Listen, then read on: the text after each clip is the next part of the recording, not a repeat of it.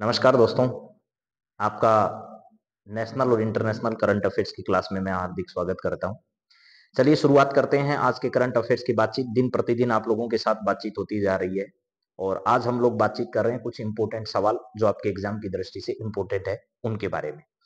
हालांकि पीडीएफ एक दिन पहले बनी है इसलिए 5 मार्च लिखा हुआ है, लेकिन आज जिस समय हम आप लोगों से बात कर रहे हैं वो दिन आपका 7 मार्च का है। तो चलिए बिना किसी देरी के 6 मार्च का है। 6 मार्च 2025 को हम लोग आप लोगों से रूबरू हो रहे हैं।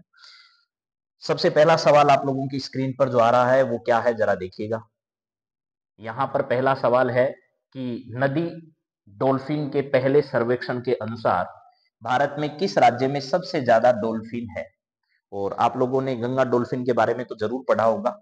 गंगा डॉल्फिन, ये जो है गंगा डॉल्फिन, ये भारत की क्या है भैया जी, भारत का राष्ट्रीय जलीय जीव है।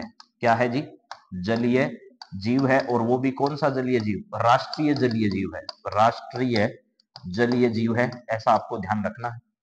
अब अगर बातचीत की जाए कि राज्य में सबसे ज्यादा डॉल्फिन कौन से राज्य में है, तो सबसे ज्यादा डॉल्फिन जो है वो भारत का एक राज्य है जिसका नाम है उत्तर प्रदेश। यहां पर सबसे ज्यादा डॉल्फिन है। और भारत का जनसंख्या के हिसाब से अगर बातचीत करें तो सबसे बड़ा प्रदेश आप मान सकते हैं इसे। राजनीतिक प्रतिनिधित्व के तौर पर भी बात करें तो ये सबसे बड़ा राज्य है। सबसे ज्यादा यहाँ लोकसभा की सीट है, सबसे ज्यादा यहाँ विधानसभा की सीट है, सबसे ज्यादा यहाँ पर विधान परिषद की सीटें, सबसे ज्यादा यहाँ राज्यसभा की सीटें हैं। यूपी के जो मुख्यमंत्री हैं वो योगी आदित्यनाथ हैं। यूपी की राजधानी जो है वो क्या है, लखनऊ है। और बातचीत अगर करें, लखनऊ से आते हैं राजनाथ सिंह जी जो कि देश के क्या है, रक्षा मंत्री हैं। यही लखनऊ है जहां से कभी अटल बिहारी वाजपेयी जो है वो चुनाव लड़ा करते थे। हालांकि अटल बिहारी वाजपेयी का जन्म स्थान जो है वो ग्वालियर रहा है और ग्वालियर से उनका प्रमुखतः संबंध था। ग्वालियर जो कि कहां पर है, मध्य प्रदेश के अंदर है। ग्वालियर से भी वो कई बार राजनीति में आए, लेकिन लखनऊ से ऐसे बदलते वो राजनीति में कई जगह से जो है वो कदम रखे थे। तो यहाँ पर उत्तर प्रदेश इसका क्या है, सही आंसर है। उत्तर प्रदेश का प्रसिद्ध शहर जो है वो नोएडा है, जो कि कहां पर संबंधित है, दिल्ली से रिलेटेड है। बिहार की अगर बातचीत करें तो बिहार में नीतीश बाबूजी हैं आजकल, लेकिन जल्द ही यहाँ विधानसभा के चुनाव होने वाले हैं जिसको लेकर उठापटक हो रही है। बिहार वो राज्य है जहां पर बजट 2025-26 में केंद्र सरकार ने मखाना बोर्ड जो है वो गठित करने का क्या किया है, फैसला किया है, ऐसा भी आपको ध्यान रखना है। झारखंड राज्य और मध्य प्रदेश राज्य, मध्य प्रदेश वो राज्य है जिसे टाइगर स्टेट के रूप में क्या किया जाता है, जाना जाता है। जहां के प्रमुख टाइगर रिजर्व में अगर मैं बात करूं तो कान्हा टाइगर रिजर्व है, जहां का पेंच टाइगर रिजर्व है। और इसके अलावा अगर बातचीत की जाए तो यहाँ पर जो है बांधवगढ़ नेशनल पार्क भी है, बांधवगढ़ नेशनल पार्क भी यहीं पर है। इसके अलावा पन्ना नेशनल पार्क जो है वो भी इसी के अंतर्गत आता है। झारखंड जो है वो खनिजों का क्षेत्र है। झारखंड में पर्याप्त मात्रा में पाए जाते हैं, खनिज पाए जाते हैं। और झारखंड में सोरेन परिवार जो है इसका लगातार क्या रहा है, प्रभुत्व रहा है यहाँ की राजनीति के अंदर। तो चलिए, मोहन यादव जी जो है वो मध्य प्रदेश के क्या है, मुख्यमंत्री हैं। यहाँ पर थोड़ी चर्चा आप लोग इसकी देख सकते हैं। उत्तर प्रदेश, नदी डॉल्फिन को भारत में राष्ट्रीय जल जीव घोषित किया गया है। गंगा और ब्रह्मपुत्र नदी प्रणाली जो है यहाँ, इसमें ज्यादातर ये डॉल्फिन जो है वो पाई जाती है। यह एक लुप्त प्राय प्रजाति है और इसे आईयूसीएन की जो कैटेगरी है, रेड लिस्ट जो है आईयूसीएन की, उस रेड लिस्ट में इसको क्या किया गया है, शामिल किया गया है। तो आप जरूर ध्यान रखिएगा, उत्तर प्रदेश वो राज्य है जहां पर सबसे ज्यादा ये जलीय जीव जो है डॉल्फिन पाई जाती है। गंगा डॉल्फिन जो है उसको राष्ट्रीय जलीय जीव जो है वो घोषित किया जा चुका है। अगला सवाल आपकी स्क्रीन पर है, वित्तीय वर्ष 2025-26 में, अभी देखो झारखंड की बात आ गई है, हम लोग चर्चा ही कर रहे थे। झारखंड जो कि बिहार से अलग होकर बना है, इसके द्वारा कितने करोड़ का बजट जो वो अभी हाल ही में पेश किया गया। अलग अलग राज्यों के बजट पेश हो रहे हैं, तो यहाँ पर 1.45 लाख करोड़ रुपए का बजट जो है वो अभी हाल ही में क्या किया गया, झारखंड के द्वारा जारी किया गया है। और झारखंड के बारे में हम लोग जो चर्चा कर रहे थे उनके बारे में जरूर देख लीजिएगा। भारत का एक खनिज संपन्न राज्य है झारखंड, जहां की राजधानी क्या है जी, रांची है। और यहाँ ही रांची से एमएस धोनी जो है, एक प्रसिद्ध क्रिकेट खिलाड़ी जो है धोनी, वो यहाँ से संबंध रखते हैं। झारखंड का गठन 15 नवंबर 2000 को हुआ था और ये बिहार से अलग होकर क्या बना था, झारखंड राज्य का गठन हुआ था। ये जरूर याद रखिएगा, 15 नवंबर 2000 को। 2000 में कई राज्य अलग हुए जिसमें से एक आपका क्या है, झारखंड भी है। नेक्स्ट अगर बातचीत की जाए तो यहाँ है भारत के पहले विश्व शांति केंद्र का उद्घाटन अभी हाल ही में कहां पर किया गया है। पहला भारत का विश्व शांति केंद्र जो है वो कहां पर बनाया गया है? शांति तो बहुत जरूरी है और विश्व शांति के प्रयास जो है वो लगातार किए जा रहे हैं, तो आप इन बातों को ध्यान रखिएगा। तो पहले विश्व शांति केंद्र जो है इसका उद्घाटन अभी हाल ही में कहां पर किया गया? गुरुग्राम हरियाणा के अंदर किया गया। गुरुग्राम हरियाणा के अंतर्गत आ रहा है, ठीक है। हरियाणा के अगर सीएम की बात करें तो सैनी जी जो है यहाँ के नए सीएम बने हैं और बीजेपी पार्टी ने हरियाणा में बड़ा जो है वो बहुमत हासिल किया था और यहाँ पर हरियाणा के चुनाव में बड़ा चकमा दिया था। मुंबई जो है ये देश की आर्थिक राजधानी है और ये कहां पर है जी? महाराष्ट्र के अंदर है। देश की राजधानी कौन सी है? दिल्ली है। और दिल्ली जो है वो प्राचीन समय से ही पूरे विश्व की, मान लीजिए, भारत का एक प्रमुख आकर्षण का केंद्र रहा है, चाहे मुगल हो, चाहे अंग्रेज हो, चाहे वर्तमान की सरकारें हैं, इन सब सरकारों में दिल्ली जो है वो प्रमुख केंद्र रहा है। बेंगलुरु जो है वो कहाँ की राजधानी है जी? कर्नाटक की राजधानी है। और कर्नाटक जो है ये भी बड़ा यहाँ पर केंद्र रहा है। आप लोगों को पता होगा कर्नाटक भी अंग्रेजों के जमाने से बड़ा केंद्र रहा है, क्योंकि कर्नाटक को लेकर के कई युद्ध लड़े गए। मैसूर क्षेत्र का आप लोगों को अगर चर्चा है, मैसूर की जानकारी है, तो इस मैसूर को लेकर के कितने आंग्ल मराठा या आंग्ल जो मैसूर युद्ध हैं वो हुए थे, तो आप लोगों को सबको पता है। टीपू सुल्तान के बारे में आपने सुना होगा, हैदर अली और टीपू सुल्तान। टीपू सुल्तान और कौन जी है? हैदर अली। ये हैदर अली और टीपू सुल्तान का जो राजनीति का गढ़ रहा था वो क्या रहा था? मैसूर रहा था। ये जो है वो आईटी का हब भी माना जाता है, सिलिकॉन वैली के नाम से भारत का इसे जाना जाता है। तो विश्व शांति स्थापित हो इसलिए गुरुग्राम हरियाणा के अंदर, गुरुग्राम में ही आपको पता है पतंजलि योगपीठ जो है, पतंजलि जो है, पतंजलि का क्या है यहाँ पर केंद्र भी है, गुरुग्राम के अंदर भी है। पतंजलि का केंद्र जो है वो यहाँ पर भी स्थित है। चलिए नेक्स्ट सवाल पर चर्चा करें। यहाँ पर गुरुग्राम इसका सही जवाब है। गुरुग्राम हरियाणा राज्य का एक प्रमुख औद्योगिक और वित्तीय केंद्र है। दिल्ली एनसीआर क्षेत्र के अंतर्गत ये आता है। गुरुग्राम को भारत का सिलिकॉन वैली के नाम से भी क्या किया जाता है? जाना जाता है। गुरुग्राम है उसको सिलिकॉन वैली के नाम से भी क्या किया जाता है? जाना जाता है। अगला सवाल है, सशक्त पंचायत नेत्री अभियान किस मंत्रालय द्वारा शुरू किया गया? इसके अंदर ही आ गया इसका जवाब। सशक्त पंचायत नेत्री अभियान जो है वो पंचायती राज विभाग द्वारा क्या किया गया है? शुरू किया गया है। पंचायती राज जो मंत्रालय है उसके द्वारा शुरू किया गया है। और ये जो है वो ग्रामीण विकास जो है, क्या है? ग्रामीण विकास। इस ग्रामीण विकास को बढ़ावा देने वाला ये क्या है? विभाग है। ग्रामीण विकास को सबसे ज्यादा बढ़ावा देने के लिए इस विभाग की क्या की गई? स्थापना। तो ग्रामीण विकास मंत्रालय नहीं है, ये है पंचायती राज विभाग जो है, ये इसका सही जवाब होगा। पंचायती राज विभाग के बारे में जरूर ध्यान रखना, ये पंचायत जो है इन पंचायतों को लेकर के बड़ा काम जो है वो करता है। तो यहाँ पर महिला एवं बाल विकास विभाग जो है वो नहीं है, सॉरी, महिला एवं बाल विकास विभाग जो है अपूर्णा देवी आपको होगा, अन्नपूर्णा देवी। अन्नपूर्णा देवी ये केंद्र सरकार में इस विभाग की मंत्री है।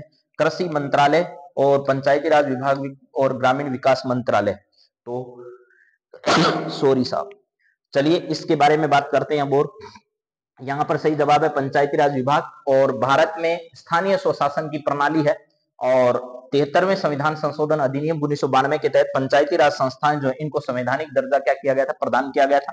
ये ग्रामीण विकास और स्थानीय स्वशासन को क्या करने के लिए? मजबूत करने के लिए काम करता है पूरा विभाग। अगला सवाल आपके सामने है, अंतरराष्ट्रीय व्हील चेयर दिवस कब मनाया जाता है? अंतरराष्ट्रीय व्हील चेयर दिवस जो है वो कब मनाया जाता है? तो इस तरीके के सवाल आते रहते हैं, ज्यादा आपको फोकस इस प्रकार के सवालों पर करना नहीं है। हालांकि ये 1 मार्च आपको याद रख लेना है। 1 मार्च को शून्य भेदभाव दिवस भी मनाया जाता है। क्या है? शून्य भेदभाव दिवस जो है वो भी क्या किया जाता है? भेदभाव दिवस भी यहाँ पर मनाया जाता है। तो 1 मार्च को व्हील चेयर और शून्य भेदभाव दिवस जो है वो दोनों मनाए जाते हैं। तो यहाँ सही जवाब इसका 1 मार्च हो जाएगा। यहाँ पर 1 मार्च को यह दिवस व्हीलचेयर उपयोगकर्ताओं के जीवन को बेहतर बनाने के लिए, जागरूकता फैलाने के लिए मनाया जाता है।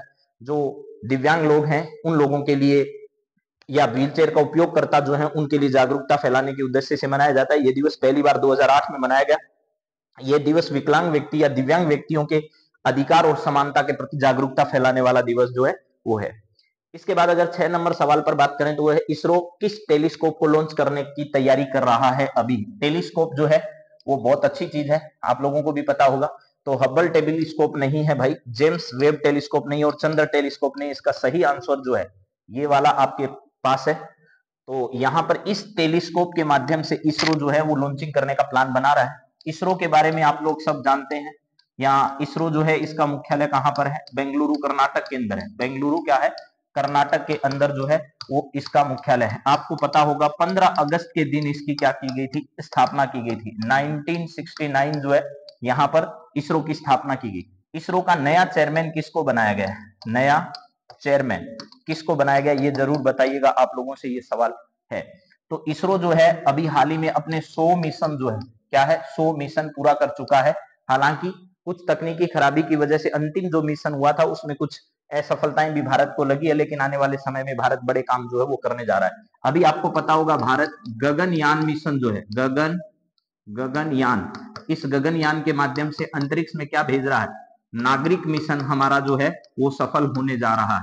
इसके अलावा भारत जो है वो समुद्रयान के माध्यम से, ठीक है, S-6000 जो है ये इस प्रकार की पनडुब्बी जो है, पनडुब्बी को विकसित किया हुआ है और समुद्र के अंदर भी जाकर हम खनिजों की पहचान करने वाले हैं।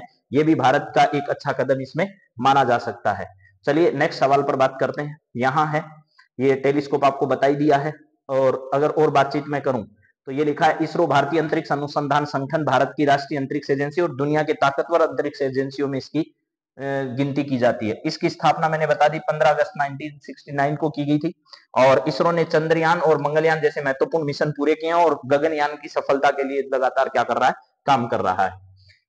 आंध्र प्रदेश राज्य सरकार ने कितने करोड़ रुपए के हरित हाइड्रोजन संयंत्र का उद्घाटन अभी हाल ही में किया है? तो देखिए यहाँ बात हो रही है आंध्र प्रदेश राज्य की, जो कि भारत का एक कैसा राज्य है, तटीय राज्य है।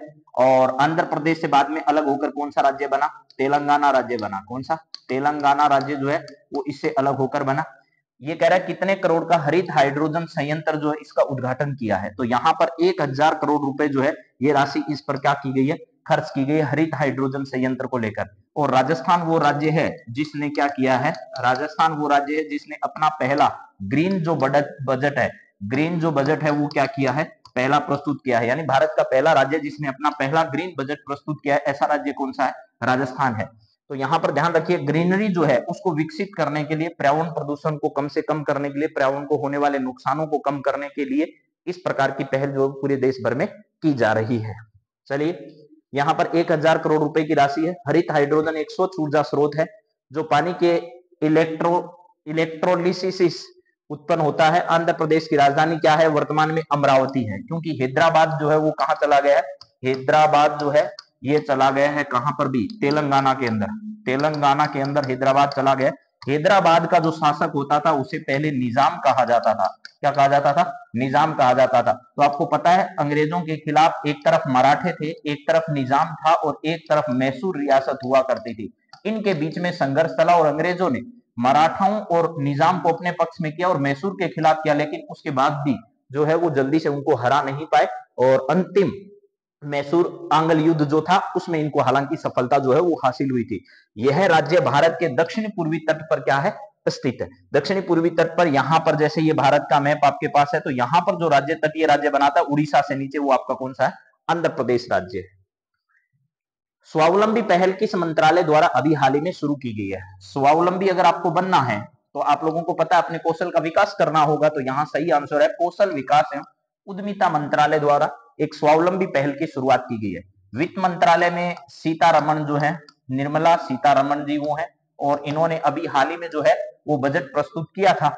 और शिक्षा मंत्रालय जो है यहाँ पर जो है धर्मेंद्र प्रधान जी बैठे, धर्मेंद्र प्रधान, ये दो मंत्रालय ऐसे हैं जो आपके लिए बहुत इंपॉर्टेंट है, इनको जरूर याद रखिएगा। तो यहाँ पर इसका सही आंसर जो है वो स्किल डेवलपमेंट है। देश के प्रधानमंत्री से पीछे एक इंटरव्यू में पूछा गया था कि अगर आप प्रधानमंत्री नहीं होते और किसी राज्य के या देश के, अगर आप किसी एक मंत्रालय को चुनना होता आपको, तो आप किस मंत्रालय के मंत्री बनना पसंद करते? तो उन्होंने कहा था कि मैं कौशल विकास और उद्यमिता मंत्रालय यानी स्किल डेवलपमेंट को लेकर जो मंत्रालय होता है उस मंत्रालय में मैं सबसे ज्यादा काम करना चाहता। और इस देश में वाकई में पिछले कुछ सालों से स्किल पर बहुत जोर दिया जा रहा है और नए नए जो हैं वो स्किल उभर कर भी देश में सामने आ रहे हैं। चलिए अगली बात करते हैं। कौशल विकास मंत्रालय है, यह है पहल महिला उद्यमिता को बढ़ावा देने के लिए शुरू की गई है। नीति आयोग भारत सरकार का एक जो है वो प्रमुख नीतिगत थिंक टैंक संस्था है। यह पहल महिलाओं को आर्थिक रूप से स्वावलंबी बनाने पर क्या है, केंद्रित है। यहाँ नीति आयोग की चर्चा हुई है तो आप लोगों को पता होगा नई सरकार बनने के बाद इन्होंने 2015 में क्या किया था, योजना एक स्थान पर नीति आयोग बना दिया गया। देश का प्रधानमंत्री जो होता है वो इसका क्या होता है जी, अध्यक्ष होता है। और उपाध्यक्ष की नियुक्ति अध्यक्ष के द्वारा ही जो है वो की जाती है। यह एक भारत सरकार के लिए थिंक टैंक मान लो जो है वो देश की योजना बनाने वाली एक क्या है संस्था है। केंद्र सरकार ने Indian railway catering and tourism corporation limited को कौन सा दर्जा अभी हाल ही में दिया है? अगर आपने कभी रेलवे में सफर किया है तो रेलवे में केटरिंग एंड टूरिज्म का काम करने वाली एक संस्था अलग है, जिसको रेलवे मंत्रालय के अंदर एक तरीके का टेंडर दिया जाता है। तो केंद्र सरकार ने इसको किस प्रकार का दर्जा देने का फैसला किया है? ठीक है, तो एक नवरत्न कंपनी का दर्जा दिया, लेकिन कौन सी? 24वीं, 25वीं, 26वीं, 27वीं। तो इसमें कौन सा 25वां महारत्न है या 24वां है या 26वां है या 27वां है? तो रेलवे की अगर बातचीत की जाए तो रेलवे के बारे में जरूर ध्यान रखिएगा। वर्तमान में अश्विनी वैष्णव जो है, अश्विनी वैष्णव, यहाँ पर अश्विनी वैष्णव जो है वो इस विभाग के वर्तमान में क्या है जी? मंत्री हैं। ऐसा आपको जरूर ध्यान रखना है। इसकी बात करें तो 25वां नवरत्न कंपनी का दर्जा दिया है। नवरत्न का अर्थ है भारत सरकार द्वारा उत्कृष्ट सार्वजनिक उपक्रमों को यह दर्जा जो है वो दिया जाता है। यह दर्जा कंपनी के प्रदर्शन और वित्तीय स्थिरता को मान्यता देता है। आईआरसीटीसी भारतीय रेलवे की एक प्रमुख सहायक कंपनी के रूप में आप लोगों ने जब सफर किया होगा तो इसी आईआरसीटीसी की साइट पर जाकर आप अपना टिकट जो है वो खरीदते हैं, तो यही आईआरसीटी है। अब ये क्या बन चुका है? 25वां नवरत्न जो है इसका दर्जा इसे केंद्र सरकार ने क्या कर दिया है? प्रदान कर दिया है। अगली बातचीत करें, शून्य भेदभाव दिवस जो है वो आपको बताया था मैंने 1 मार्च को मनाया गया। अभी हाल में क्या किया गया? 1 मार्च को ये दिवस मनाया गया। अभी आपसे पूछा जा रहा है इसकी थीम क्या थी? तो हम एक साथ खड़े हैं, समानता और न्याय, भेदभाव मुक्त समाज, एकता और शांति, ये सब नहीं है। ठीक है, यहाँ पर सही जवाब है हम क्या खड़े हैं? एक साथ खड़े हैं, और तभी आपको भेदभाव जो है वो क्या होगा? शून्य होगा। शून्य भेदभाव दिवस की थीम जो है वो ये रही है कि हम एक साथ क्या है? खड़े हैं। तो शून्य भेदभाव दिवस हर साल 1 मार्च को मनाया जाता है। यह दिवस भेदभाव के खिलाफ और जागरूकता फैलाने के लिए मनाया जाता है। यह दिवस पहली बार 2014 में क्या किया गया था? मनाया गया था। अगला सवाल है, भुगतान सुरक्षा शिखर सम्मेलन और पुरस्कार 2025 का आयोजन अभी हाल ही में कहां पर किया गया? भुगतान सुरक्षा शिखर सम्मेलन और पुरस्कार 2025 का आयोजन कहां हुआ? दिल्ली में हुआ, महाराष्ट्र में हुआ, कर्नाटक में हुआ, तमिलनाडु में हुआ। ये भारत के जो क्षेत्र हैं इनकी जानकारी तो आप लोगों को सबको होगा। दिल्ली तो आपको बता दिया गया है कि यहाँ पर है, इसके अलावा यहाँ पर आपका महाराष्ट्र है, इसके नीचे महाराष्ट्र के नीचे आपका कर्नाटक है, बीच में यहाँ आपका गोवा है। उसके बाद बातचीत की जाए तो इस वाले क्षेत्र पर आपका क्या है? तमिलनाडु है। ये इतने राज्य जो हैं इनमें से आप लोगों को यहाँ बताना है कि भारत का भुगतान सुरक्षा शिखर सम्मेलन पुरस्कार 2025 का आयोजन इनमें से जो है वो कहां पर किया गया? तो यहाँ पर इसका राइट आंसर है महाराष्ट्र। ठीक है, महाराष्ट्र भारत का एक प्रमुख आर्थिक और औद्योगिक राज्य है। राज्य की राजधानी क्या है? मुंबई है, जो कि देश की आर्थिक राजधानी है। महाराष्ट्र भारत के सबसे अधिक जनसंख्या वाले राज्यों में से क्या है? एक है। तो यहाँ पर आपका राइट आंसर जो है वो क्या हो जाएगा? महाराष्ट्र हो जाएगा। अभी कर्नाटक के बारे में मैंने सारी बात बताई थी। महाराष्ट्र में देवेंद्र फडणवीस जो है, देवेंद्र फडणवीस, वो यहाँ पर चीफ मिनिस्टर हैं। इसके अलावा 2 डिप्टी चीफ मिनिस्टर भी यहाँ पर क्या किए गए हैं? बनाए गए। एक तो एकनाथ शिंदे हैं और एक अजीत पवार है। एक कौन है? अजीत पवार है, और एक क्या है? एकनाथ आपके शिंदे जी हैं। ऐसा भी ध्यान रखना। महाराष्ट्र में इसके अलावा, मुंबई के अलावा महाराष्ट्र का नागपुर बड़ा प्रसिद्ध है, आपको पता होगा। नागपुर जो है वो भी है। इसके अलावा पुणे जो है वो भी यहाँ का एक प्रसिद्ध शहर है। नागपुर और पुणे भी महाराष्ट्र के मुंबई के अलावा प्रसिद्ध शहरों में गिने जाते हैं। चलिए अगले सवाल पर बढ़ते हैं। विश्व बैंक समूह और अफ्रीकी विकास बैंक का लक्ष्य 2030 तक उप सहारा अफ्रीका में कितने लोगों को बिजली उपलब्ध करवाना रखा गया है? इसका टारगेट आपको बताना है। 200 बिलियन, 250 मिलियन, 300 मिलियन और 350 मिलियन। ये कह रहा है कि विश्व बैंक समूह और अफ्रीकी विकास बैंक का लक्ष्य 2030 तक उप सहारा अफ्रीका में कितने लोगों को बिजली उपलब्ध कराने का लक्ष्य जो है वो रखा गया है अफ्रीकी महाद्वीप उप सहारा अफ्रीका में। तो यहाँ पर 300 मिलियन जो है, 300 मिलियन लोगों को क्या है? बिजली सहायता उपलब्ध कराने का लक्ष्य इसमें रखा गया है। विश्व बैंक समूह एक अंतरराष्ट्रीय वित्तीय संस्था है, विकासशील देशों को वित्तीय सहायता प्रदान करता है। अफ्रीकी विकास बैंक जो अफ्रीका के आर्थिक विकास को क्या करता है? बढ़ावा देने के लिए काम करता है। उप सहारा अफ्रीका में बिजली की पहुंच बढ़ाना एक प्रमुख विकास का क्या रखा गया? इसमें लक्ष्य रखा गया। तो अफ्रीकी क्षेत्र जो है उसमें 300 मिलियन लोगों को बिजली की उपलब्धता सुनिश्चित कराने के लिए क्या किया गया? अभी हाल ही में इस प्रकार का कदम जो है वो उठाया गया है। अगर यहां बात करें तो भारत दुनिया में कौन सा स्थान पर जैव ईंधन उत्पादक जो है इसके रूप में है? भारत दुनिया में कौन से स्थान पर जैव ईंधन उत्पादक देशों के रूप में मान्यता रखता है? पहले, दूसरे, तीसरे और चौथे। अगर यहां पर बात करें तो तीसरे स्थान पर भारत का स्थान है। जैव ईंधन एक पर्यावरण के अनुकूल ऊर्जा है, यानी इको फ्रेंडली, जिसको अपन लोग कह सकते हैं, वो ईंधन है जैव ईंधन। भारत ने जैव ईंधन उत्पादन में महत्वपूर्ण प्रगति की है। जैव ईंधन का उपयोग परिवहन और ऊर्जा उत्पादन में किया जा सकता है। आप लोग देखते होंगे जैव ईंधन जो है, इसमें सही आंसर आपका तीसरा है। लेकिन जैव ईंधन की अगर आप लोग बात करें, बायोफ्यूल इसको कहा जाता है। इंग्लिश में क्या कहा जाता है? बायोफ्यूल जो है वो इसको कहा जाता है। जैसे आप लोगों ने देखा होगा कि बायोफ्यूल में पेट्रोल जो है, पेट्रोल और डीजल की बात नहीं की जाती है। किसकी? पेट्रोल और डीजल की बात नहीं की जाती है, बल्कि प्राकृतिक जो तरीके से बनाया जाता है, जैसे आपने जट्रोफा का नाम सुना होगा, उससे पेट्रोल जो है वो उत्पादित किया जाता है।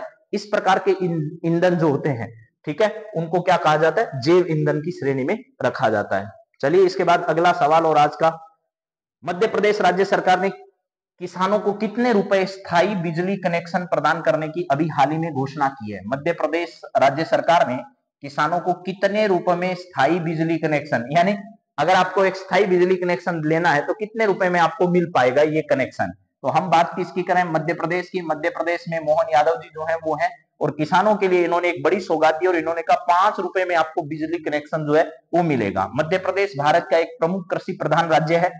इसकी राजधानी जो है वो भोपाल है। मध्य प्रदेश को भारत का हृदय कहा जाता है। और इसकी और अगर बातें मैं करूं आपसे, तो कृषि कनेक्शन के बारे में राजस्थान ने भी कहा है कि हम 2027 तक किसानों को क्या करेंगे? दिन में बिजली उपलब्ध कराने का काम करेंगे। इसके लिए किसान सम्मान निधि में भी उन्होंने 9,000 रुपए की बढ़ोतरी जो है वो कर दी है। तो यहाँ पर 5 रुपए में बिजली कनेक्शन कौन सा राज्य देने वाला है? एमपी देने वाला है। ठीक है, एमपी में भोपाल तो है ही, इसके अलावा लगातार स्वच्छता में पुरस्कार पाने वाला जो शहर है वो कौन सा बन गया है? इंदौर। और सुमित्रा ताई का नाम आपने सुना होगा, सुमित्रा महाजन, सुमित्रा ताई के नाम से जानते हैं। इनका संबंध भी कहां से है? इंदौर से। इसके अलावा प्राचीन समय का एक बड़ा प्रसिद्ध शहर यहाँ का जो है वो ग्वालियर है। ग्वालियर के अलावा यहाँ पर देखिए, जिस समय प्राचीन समय की अगर अपन लोग बात करें तो जो है आपके गायकवाड़ थे, जो थे सिंधिया, जो थे भोसले, जो थे, ये सब अलग अलग क्षेत्रों से संबंधित थे। तो यहाँ भोपाल है, इंदौर है आपका, और ग्वालियर है, ये सब शहर प्रसिद्ध है। यहाँ की राजधानी जो है वो क्या है? भोपाल है। और टाइगर स्टेट के रूप में इसे क्या किया जाता है? जाना ही जाता है, जिसकी चर्चा हम लोग पहले भी कर चुके हैं। इसके बाद अगली बातचीत हम लोग कल करेंगे।